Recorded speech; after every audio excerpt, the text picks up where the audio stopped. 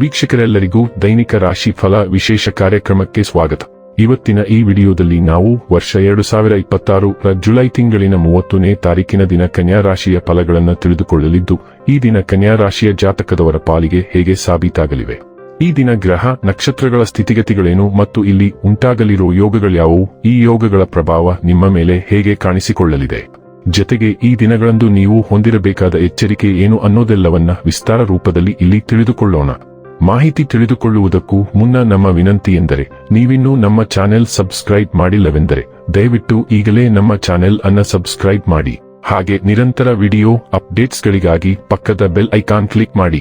ವೀಕ್ಷಕರೇ, ಈ ದಿನವು ಗುರುವಾರದ ದಿನವಾಗಿರಲಿದ್ದೆ. ಈ ದಿನದ ಕನ್ಯಾ ರಾಶಿಯ ಫಲಗಳ ಕುರಿತು ನೋಡುವುದಾದರೆ, ಬಿಡುವಿರದ ಕಾರ್ಯಕ್ರಮದ ಹೊರತಾಗಿಯೂ ಆರೋಗ್ಯ ಚೆನ್ನಾಗಿರುತ್ತದಾದರೂ ನಿಮ್ಮ ಬದುಕನ್ನು ಲಘುವಾಗಿ ತೆಗೆದುಕೊಳ್ಳಬೇಡಿ ಹಾಗೂ ಜೀವನದ ರಕ್ಷಣೆ ನಿಮ್ಮ ನಿಜವಾದ ಹೊಣೆಗಾರಿಕೆ ಎಂದು ಅರ್ಥ ಮಾಡಿಕೊಳ್ಳಿ.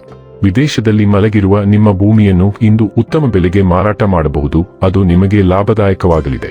ಮನೆಯ ಸುಧಾರಣೆಯ ಯೋಜನೆಗಳನ್ನು ಪರಿಗಣಿಸಬೇಕು. ನಿಮ್ಮ ಸಂಪೂರ್ಣ ಹಾಗೂ ಪ್ರಶ್ನಾತೀತ ಪ್ರೀತಿ ಒಂದು ಜಾದುವಿನಂಥ ಸೃಜನಶೀಲ ಶಕ್ತಿಯನ್ನು ಹೊಂದಿದೆ. ನಿಮ್ಮ ಕೌಶಲ್ಯಗಳನ್ನು ತೋರಿಸಲು ಅವಕಾಶಗಳು ಇಂದು ನಿಮ್ಮೊಂದಿಗಿವೆ. ಈ ರಾಶಿಚಕ್ರದ ಜನರಿಗೆ ಇಂದು ತಮ್ಮನ್ನು ತಾವೇ ಅರ್ಥ ಮಾಡಿಕೊಳ್ಳುವ ಅಗತ್ಯವಿದೆ. ನೀವು ಪ್ರಪಂಚದ ಗುಂಪಿನಲ್ಲಿ ಎಲ್ಲೋ ಕಳೆದು ಹೋಗಿದ್ದೀರಿ ಎಂದು ನೀವು ಭಾವಿಸಿದರೆ, ನಿಮಗಾಗಿ ಸಮಯವನ್ನು ತೆಗೆದುಕೊಳ್ಳಿ ಮತ್ತು ನಿಮ್ಮ ವ್ಯಕ್ತಿತ್ವವನ್ನು ನಿರ್ಣಯಿಸಿ. ನಿಮ್ಮ ಸಂಗಾತಿ ಅನುದ್ದೇಶಪೂರ್ವಕವಾಗಿ ಅಸಾಧಾರಣವಾದದ್ದೇನಾದರೂ ಮಾಡಬಹುದು ಹಾಗೂ ಇದು ನಿಜವಾಗಿಯೂ ಮರೆಯಲಾಗದಂತಿರುತ್ತದೆ.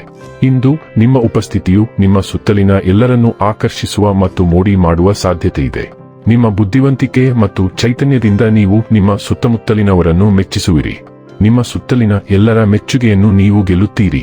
ಹೊಸ ಸ್ನೇಹಿತರನ್ನು ಮಾಡಿಕೊಳ್ಳಲು ಮತ್ತು ಹೊಸ ಜನರೊಂದಿಗೆ ಬೆರೆಯಲು ಈ ಉಜ್ವಲ ಅವಧಿಯ ಲಾಭವನ್ನು ಪಡೆದುಕೊಳ್ಳಿ. ಆಗ ಹೊಸ ಅವಕಾಶಗಳು ನಿಮ್ಮ ಮುಂದೆ ತೆರೆದುಕೊಳ್ಳುತ್ತವೆ. ಆರೋಗ್ಯ ಮತ್ತು ಸ್ವಾಸ್ಥ್ಯ ಬಗ್ಗೆ ತಿಳಿದುಕೊಳ್ಳೋಣ.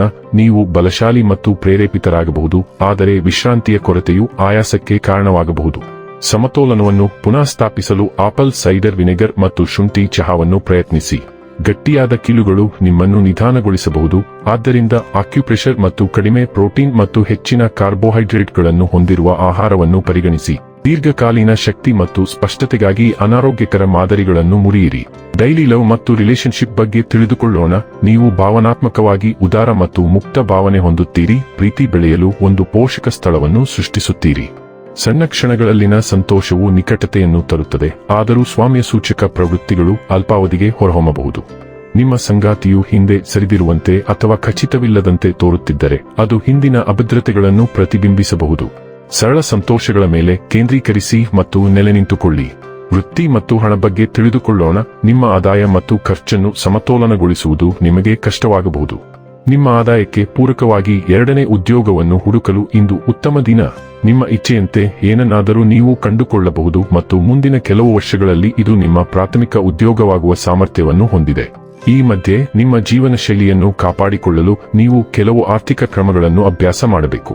ಇನ್ನು ಕೊನೆಯದಾಗಿ ಈ ದಿನ ಮಾಡಿಕೊಳ್ಳಬೇಕಾದ ಉಪಾಯಗಳ ಕುರಿತು ನೋಡುವುದಾದರೆ, ಬಹುಬಣ್ಣದ ಕಲೆಗಳನ್ನು ಹೊಂದಿರುವ ನಾಯಿಯನ್ನು ಆನೆಯಲ್ಲಿ ಪೋಷಿಸುವುದರಿಂದ ಆರೋಗ್ಯವು ಉತ್ತಮಗೊಳ್ಳುತ್ತದೆ.